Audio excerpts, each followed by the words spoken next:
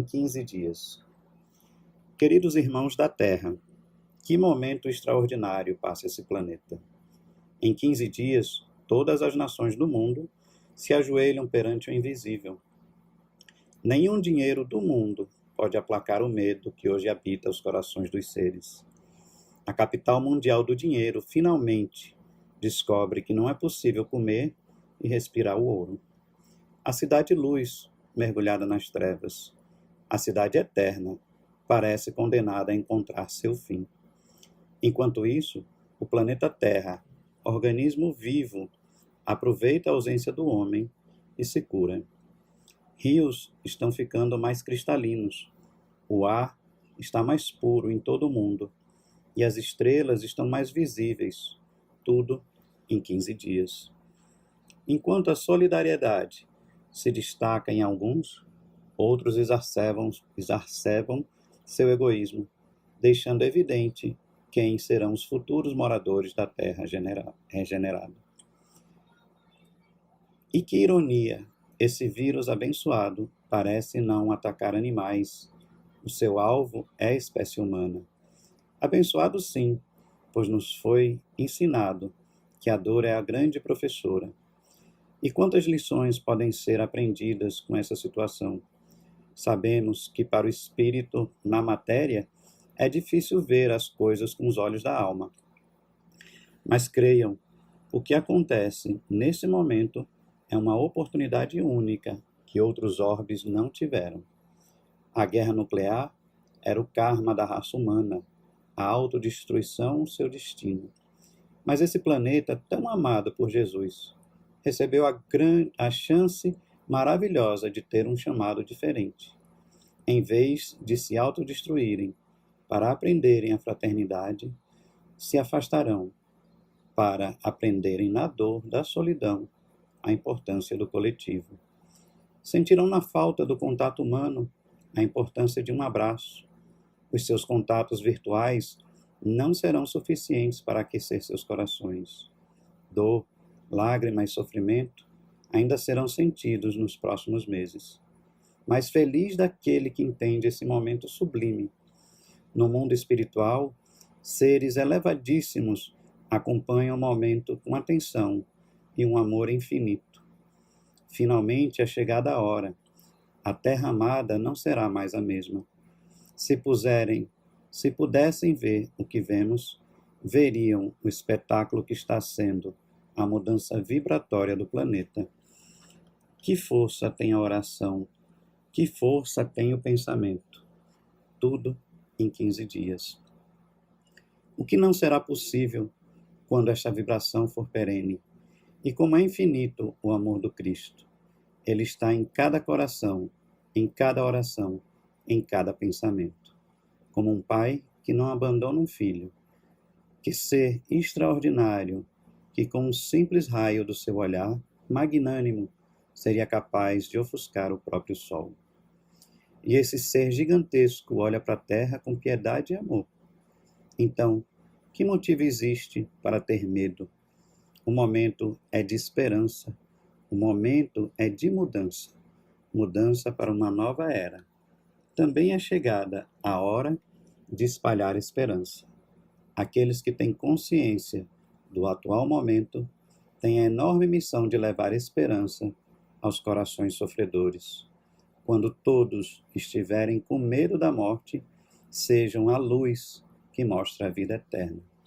Lembrem-se dos primeiros cristãos, que aguardando o martírio, cantavam e louvavam o Senhor. E enquanto os tiranos de Roma os transformavam em tochas humanas, Jesus os transformava em tochas do Espírito, que iluminavam as trevas do medo e da ignorância. O momento atual é de igual grandeza. Sejam semeadores da esperança. Bem-aventurados os que entenderam e aproveitarem esse momento, pois quando tudo passar, serão bem-vindos a um planeta regenerado. De fato, é uma mensagem que nos faz refletir sobre o momento atual, onde tantos, ainda que não têm esperança nem a confiança no Cristo, nós devemos ser as luzes que iluminarão o caminho para uma nova era, que possamos estar unidos, respeitando as leis naturais, as leis dos homens, para que o melhor possa ser feito pelo nosso Pai nesse momento. Pedimos ao nosso Pai que nos acompanhe sempre, e assim pedimos através da oração. Amado Mestre Jesus, Deus nosso Pai de infinita bondade, te pedimos que esteja conosco nesse momento de aflição que o nosso planeta passa, mas também temos a confiança de que conseguimos, através de Ti, da fé que temos na doutrina espírita, na reencarnação, que podemos passar por tudo isso com a confiança de verdadeiros espíritas, de verdadeiros homens e mulheres de bem. Querido Pai, te pedimos mais uma vez, esteja conosco, hoje e sempre. Assim seja. Prezadas irmãs, prezados irmãos, que todos nós possamos continuar acolhendo e trabalhando pela harmonia de Jesus em nosso mundo íntimo.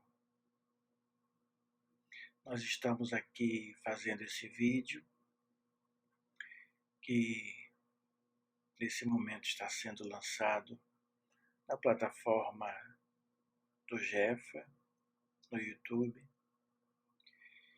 iniciando assim essa nova forma, nova e transitória forma de manutenção das reuniões públicas, das palestras, no caso, no Jefa, nesse período de isolamento, necessário a todos nós para que possamos superar essa fase difícil, acentuada de enfrentamento do avanço da contaminação pelo coronavírus.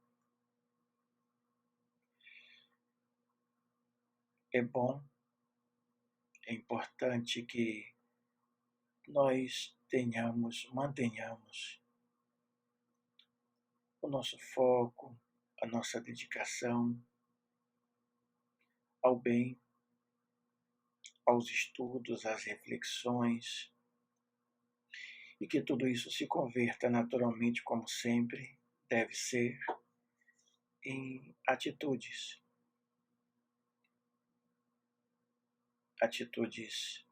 de crescimento espiritual, mediante a compreensão, mediante a experienciação sentida, que nos leve a dar passos.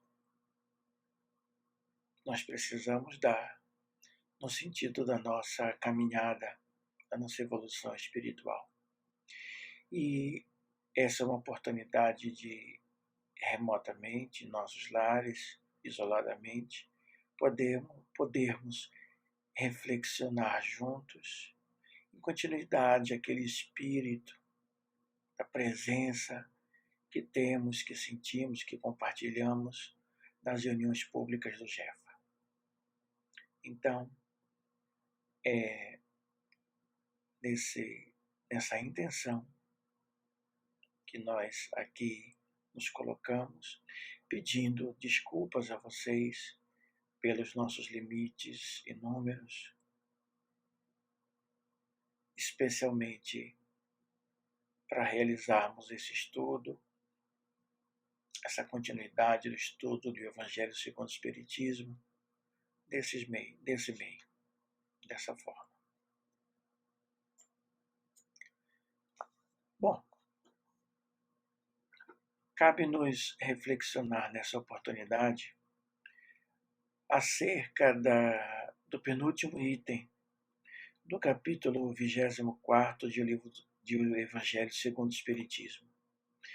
Esse capítulo 24 intitula-se Não ponhais a candeia debaixo do alqueire, que fala naturalmente, de modo geral, sobre a fé e alguns aspectos importantes dessa fé naturalmente sob o ponto de vista espírita, e buscando, como sempre faz, como sempre está presente aqui no Evangelho segundo o Espiritismo, buscando uma hermenêutica espírita acerca das afirmativas colocações de Jesus que estão presentes nos evangelhos, que narram a sua história, que narram os episódios, que apresentam a sua mensagem para todos nós.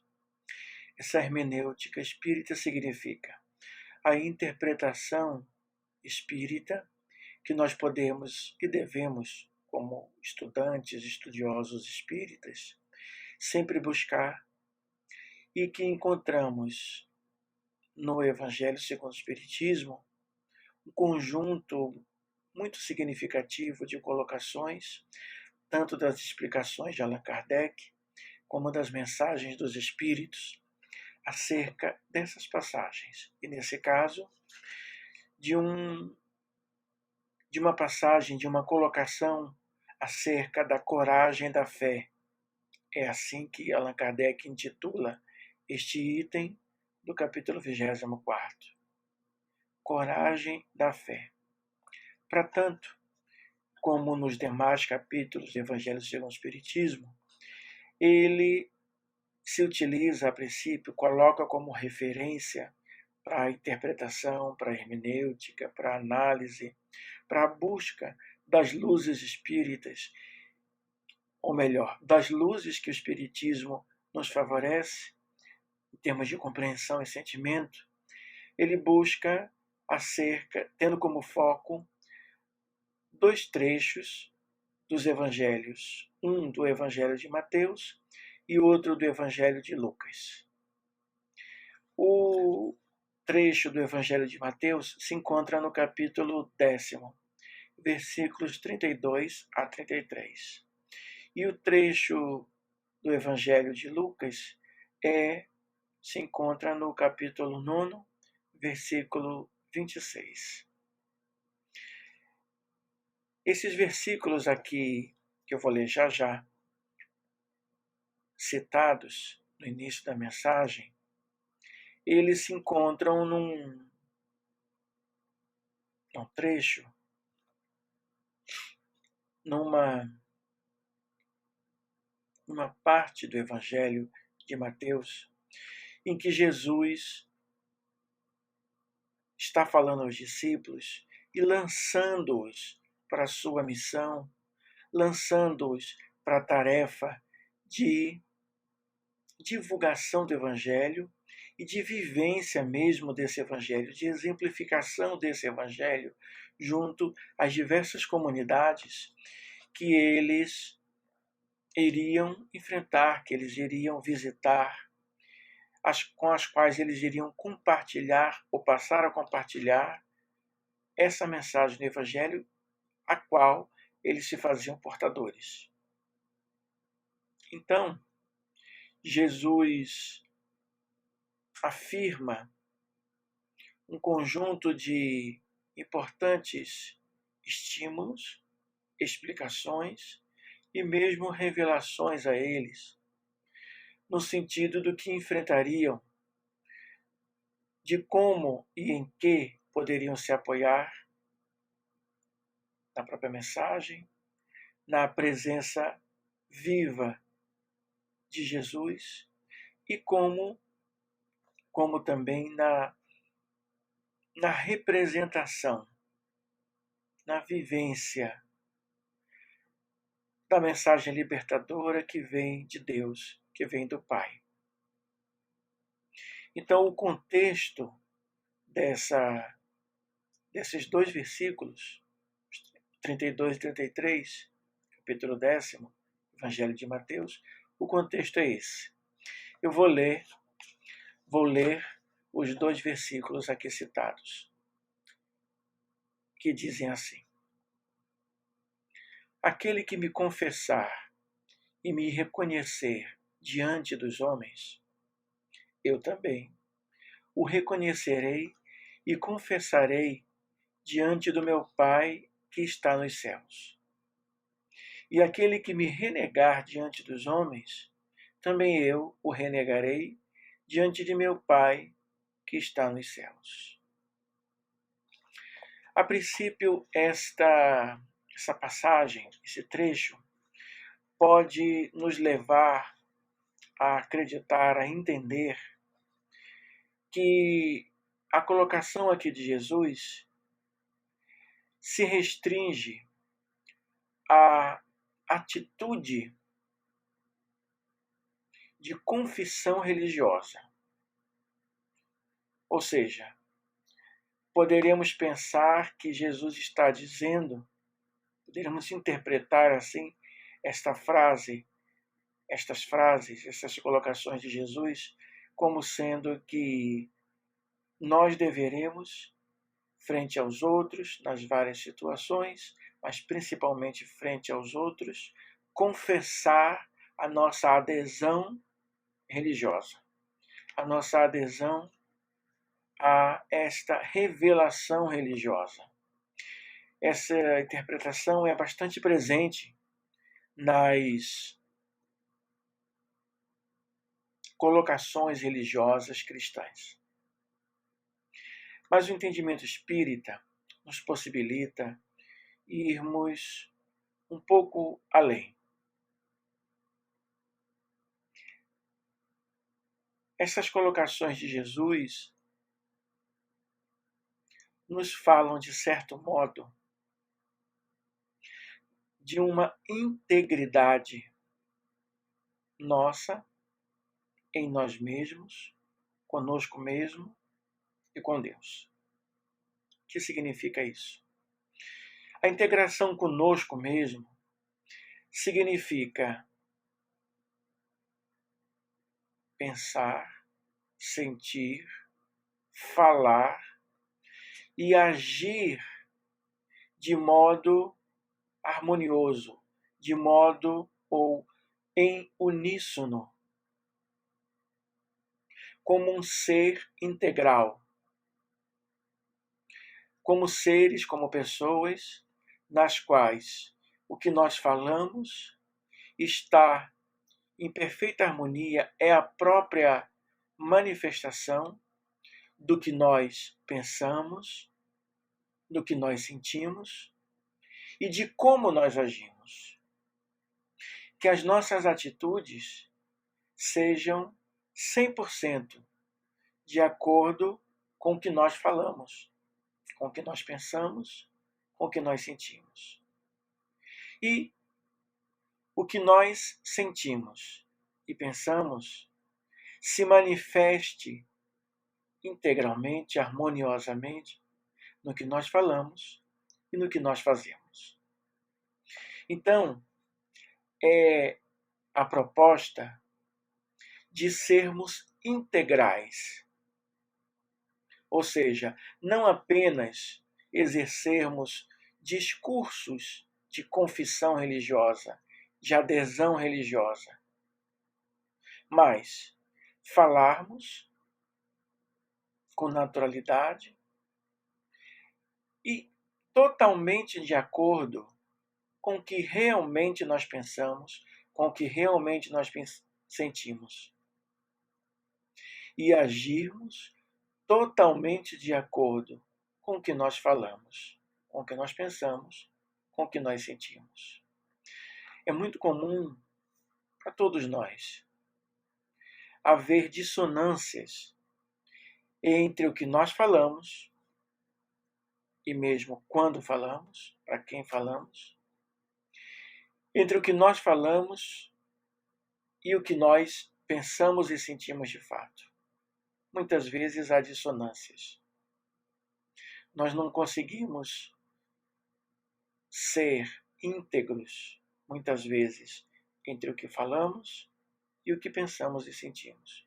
Do mesmo modo que muitas vezes nós não conseguimos ser íntegros entre o que fazemos, entre as nossas atitudes e o que falamos. Então, estas colocações de Jesus, sob a luz que o Espiritismo, sob as luzes que o Espiritismo nos favorece, podemos começar a compreender assim como esta integridade entre a nossa fala e as nossas atitudes. Mas é um pouco além, é um pouco mais. É a integridade entre o que nós falamos e o que nos acontece, os acontecimentos da vida. A integridade entre o que nós falamos, pensamos e sentimos e esses acontecimentos. A integridade entre o que nós falamos, pensamos, sentimos e como nós agimos nos acontecimentos em nossa vida. Ou seja, Jesus nos oferece, através de sua mensagem, uma luz, uma força viva que nos possibilita, de um modo íntegro e realizador da nossa evolução espiritual e realizador do bem que vem de Deus, nos possibilita nós falarmos, pensarmos, sentirmos e agirmos exatamente de acordo e do melhor modo em relação ao que nos acontece na nossa vida. Ou seja, com esta integridade, nós, em cada acontecimento da vida, encontramos e realizamos o sentido da vida, o sentido da nossa vida. Realizamos integralmente o sentido daquela experiência que estamos vivenciando, que estamos passando. E um pouco mais. Porque, além de termos a presença dessa luz, dessa força viva, que se manifesta nesse caso como coragem da fé, mas a fé não é uma mera atitude verbal, é toda essa atitude, pensar, sentir e falar íntegros.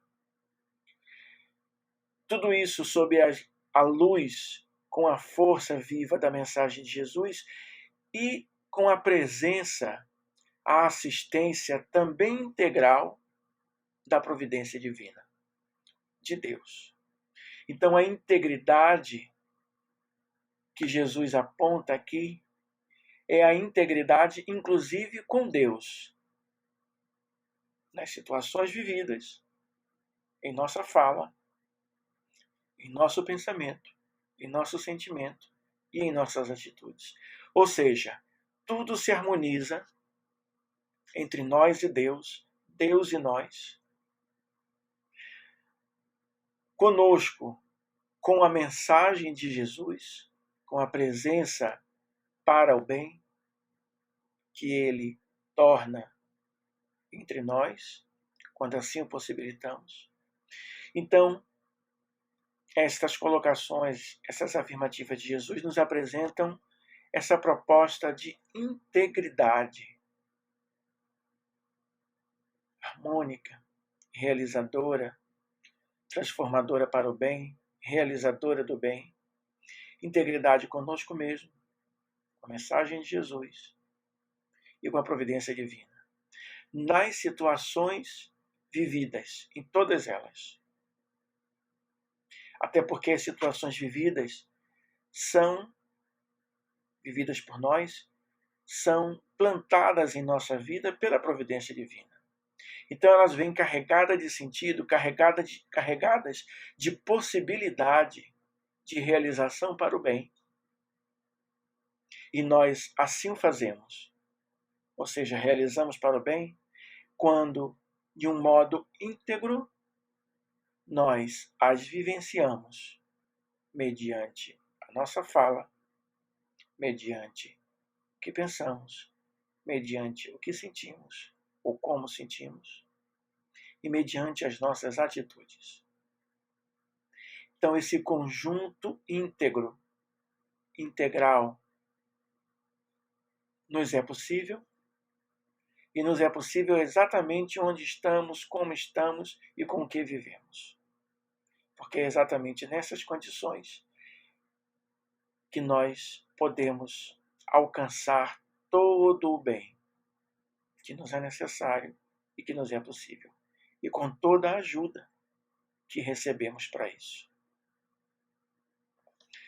Há ainda um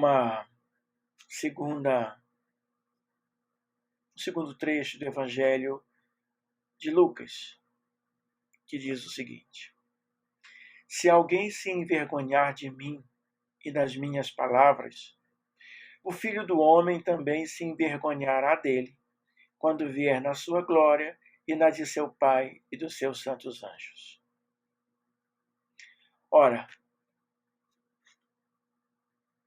o Filho do Homem também se envergonhará dele quando vier na sua glória e na de seu Pai. Ou seja, a mensagem de Jesus só pode se fazer realmente presente conosco quando nós, de modo íntegro, a vivenciamos, a buscamos. Quando nós, de modo íntegro, com ela nos relacionamos. Quando nós, de modo íntegro, a ela aderimos, e é óbvio, não apenas aderimos mediante discurso, palavra, manifestação exterior, mas quando aderimos integralmente. Então, não é possível, diz Jesus, que haja essa presença da mensagem dele e mesmo da providência divina nos ajudando, quando nós não estamos integralmente a elas relacionados, a elas ligados. Quando nós não estamos de modo íntegro buscando-as, vivenciando-as, experienciando-as. Sobre estes trechos, especialmente sobre este trecho de Lucas, nós temos uma mensagem de Emmanuel no livro Vinha de Luz. Este livro faz parte da coleção Fonte Viva, no qual Emmanuel estuda inúmeros versículos do Novo Testamento. E nesse caso ele estuda exatamente esse versículo. Vou repetir o versículo. Porque qualquer que de mim e das minhas palavras se envergonhar, dele se envergonhará o Filho do Homem. E o título que Emmanuel dá a essa mensagem, explicando esse versículo do Evangelho de Lucas, o título é Não se envergonhar. E ele diz o seguinte: muitos aprendizes existem, satisfeitos consigo mesmos tão somente em razão de algumas afirmativas quixotescas. Congregam-se em grandes discussões, atrabiliários e irracíveis, tentando convencer gregos e troianos relativamente à fé religiosa, à adesão religiosa, à confissão religiosa.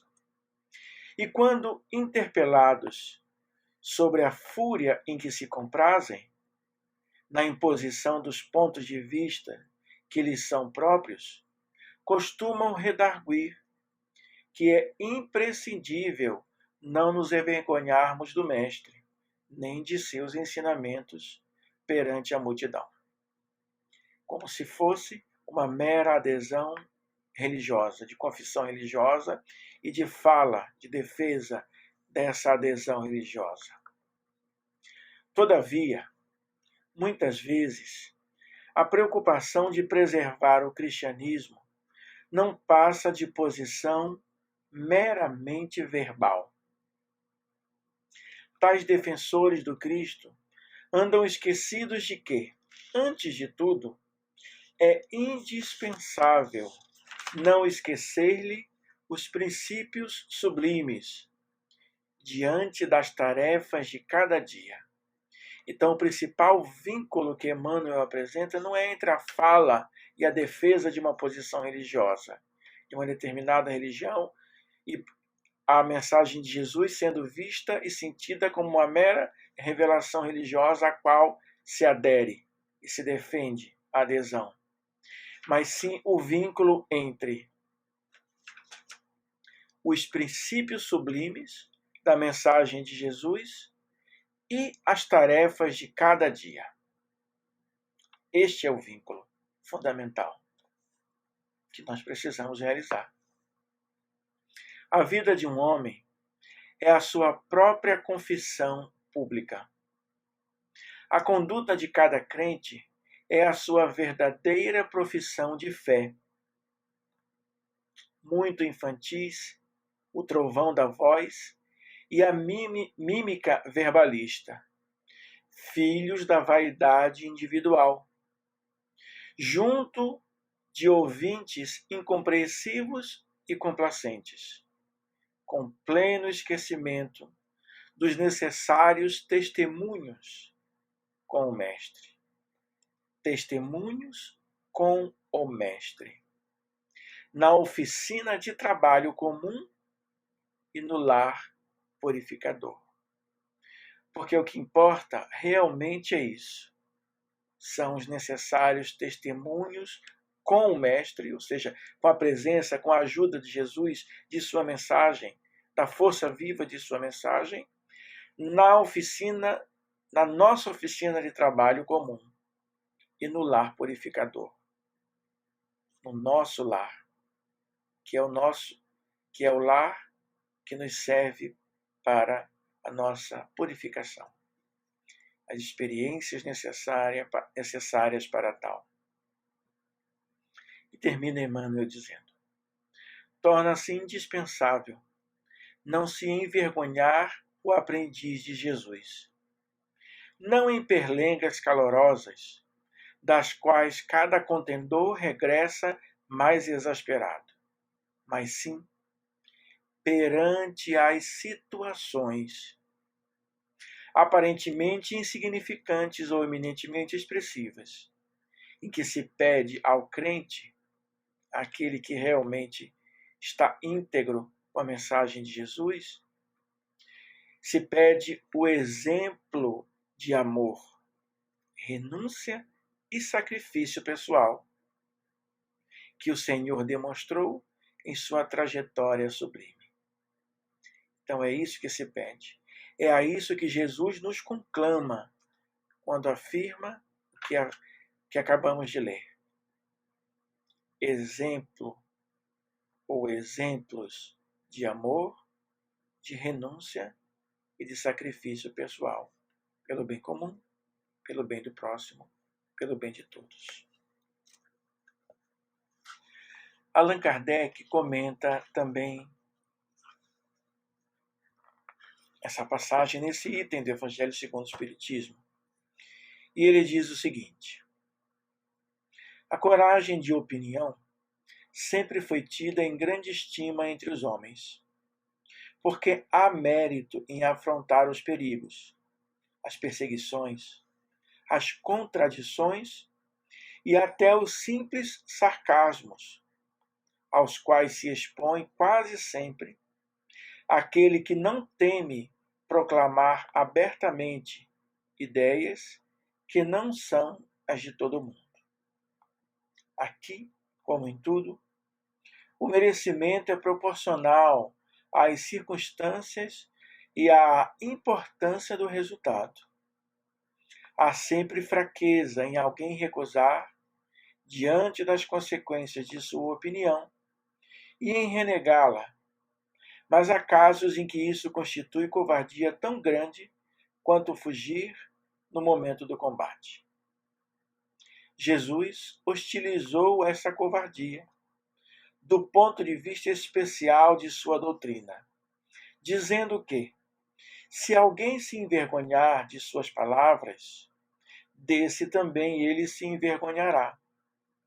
que renegará aquele que o tiver renegado, que reconhecerá perante o Pai que está nos céus aquele que o confessar diante dos homens. Ou seja, Jesus só pode interceder por nós junto a Deus, nosso Pai, quando nós a Ele verdadeiramente nos tornamos íntegros. Coadunamos não apenas a nossa fala, o nosso discurso, mas coadunamos os nossos pensamentos, os nossos sentimentos e as nossas atitudes à sua mensagem libertadora. À sua mensagem que é para exatamente nos vincular de modo integral a Deus, ao caminho e a todo o bem que Deus nos proporciona, mediante as suas leis, a sua providência, nos proporciona como filhos. Ora, só o amor buscado por nós, mediante a possibilidade do amor que Jesus nos dá em sua mensagem, e esse amor buscado por nós é o amor que parte dos nossos pensamentos, dos nossos sentimentos e se faz presente em nossas atitudes, só esse amor nos pode vincular verdadeiramente a Deus através de Jesus, através de sua mensagem.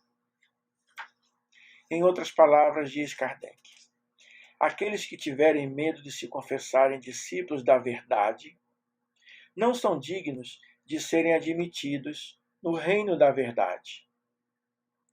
Perderão o benefício de sua fé, porque se trata de uma fé egoísta que eles guardam para si, ocultando-a para que não lhes traga prejuízo nesse mundo, ao passo que aqueles que proclamam a verdade abertamente, colocando-a acima de seus interesses materiais, trabalham pelo seu próprio futuro e pelo futuro dos outros. Assim será com os adeptos do Espiritismo, conclui Kardec, já que a doutrina que professam não é outra senão o desenvolvimento e a aplicação da doutrina do Evangelho. Também a eles, se dirigem as palavras do Cristo, também a nós. Semeiam na terra o que colherão na vida espiritual. Lá eles colherão os frutos, nós colheremos, de nossa coragem ou de nossa fraqueza. Para encerrar,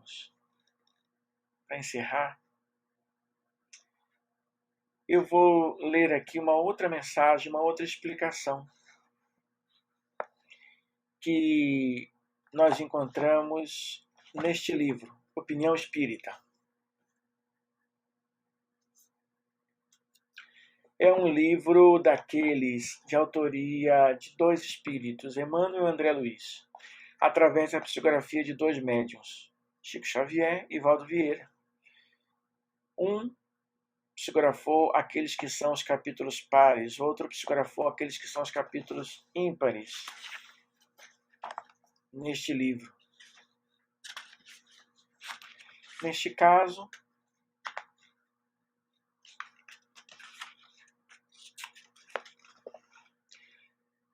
Francisco Cândido Xavier psicografou as mensagens pares e Valdo Vieira as mensagens que estão em número ímpar no livro. Nós vamos ler o capítulo 27, portanto, o número ímpar foi psicografado por Valdo Vieira e autoria de André Luiz. Ele intitula Decisão. E a referência é exatamente este item que acabamos de ler de O Evangelho segundo o Espiritismo.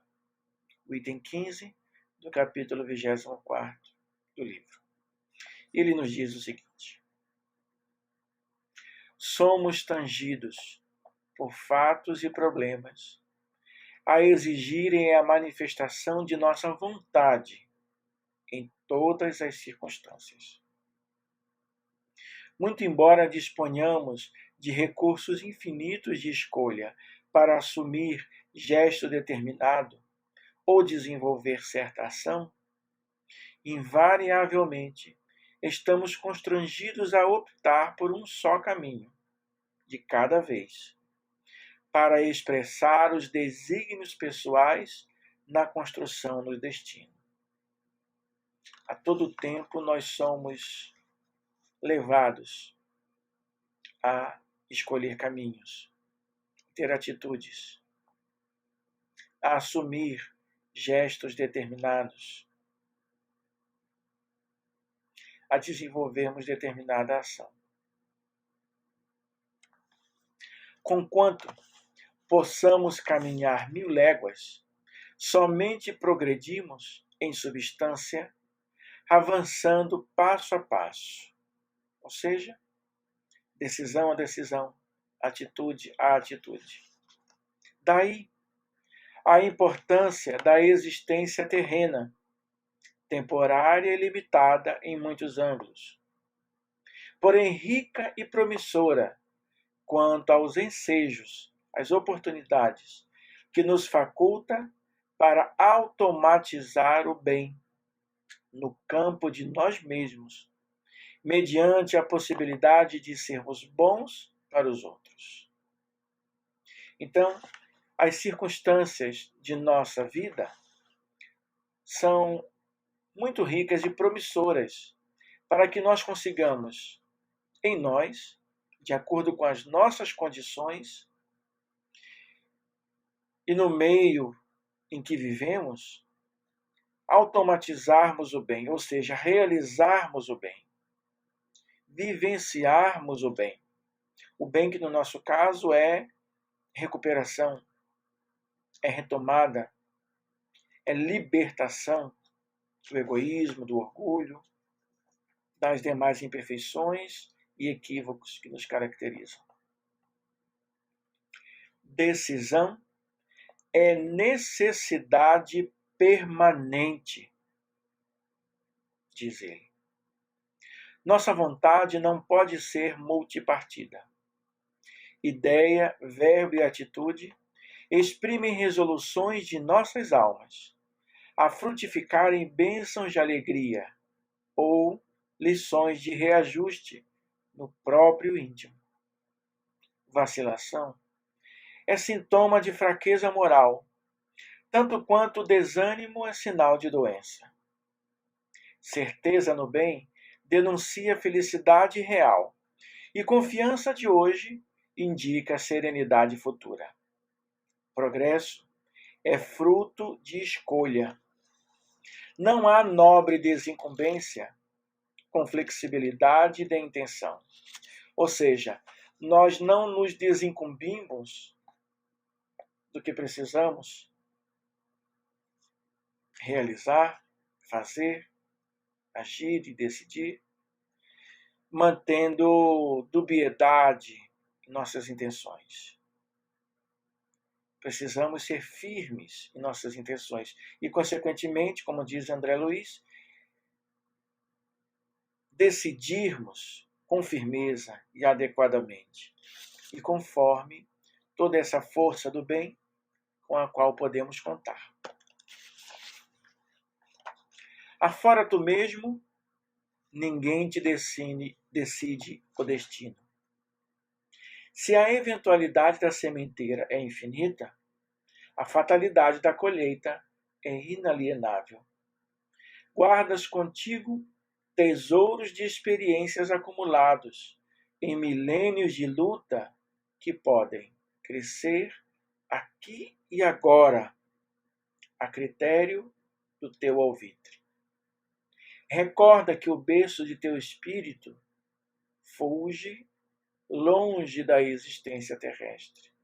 O nosso berço é longe da existência humana, terrestre. Isso significa, lembrando, nós viemos das mãos de Deus. O objetivo da perfeição, conclui André Luiz, O objetivo da perfeição é inevitável bênção de Deus. E a perenidade da vida constitui o prazo de nosso burilamento. Entretanto, o minuto que vives é o veículo da oportunidade para a seleção de valores, obedecendo o horário certo e obedecendo a horário certo e revelando condições próprias no ilimitado caminho da evolução. Então, o minuto de agora é o minuto da nossa decisão. Cada minuto é o minuto da nossa decisão no ilimitado caminho de nossa evolução. Vamos então fazer uma prece para encerrarmos essa atividade. Senhor Jesus, benfeitores e amigos espirituais, agradecemos por mais essa oportunidade de buscarmos a reflexão, o entendimento, o sentimento de vossa mensagem, Senhor, da vossa mensagem, conforme as luzes que o Espiritismo, que é também vossa mensagem, nos proporciona. Ajuda-nos, vos pedimos, para que consigamos decidir e agir adequadamente, estarmos atentos a decidirmos assim a todo instante e de modo íntegro, de modo harmônico entre o que falamos, o que pensamos, o que sentimos e o que fazemos. De modo harmônico e íntegro com a vossa mensagem, Senhor, que é a mensagem da possibilidade do bem em nossas vidas. E de acordo com toda a assistência da providência de Deus. Vos pedimos, nesse instante, as bênçãos, que essas bênçãos que nos chegam possam igualmente alcançar todos aqueles que se encontrem em aflição, em dificuldade, nas lutas da vida, e que possam essas bênçãos chegar-lhes como o bálsamo do consolo, da esperança, da renovação da fé e da própria presença do amor e do bem. Muito agradecemos, Senhor, muito agradecemos por todas as oportunidades e todo o auxílio que continuamente dispomos, continuamente recebemos de vossas mãos. E que possamos, cada vez melhor, aproveitarmos todo esse auxílio, toda essa sustentação, todas essas bênçãos. Que assim seja.